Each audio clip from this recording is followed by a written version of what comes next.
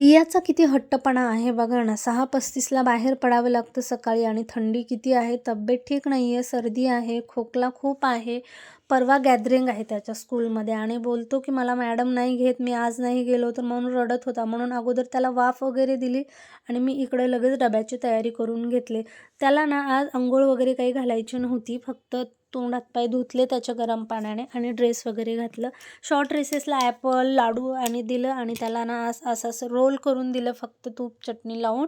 आणि असं थंड असतात म्हणून फ्रुट्स वगैरे आज काही दिलं नाही त्याला खायला. आणि थंडी इकडं खूप आहे, स्किन पण खूप ड्राय झालेली आहे माझी.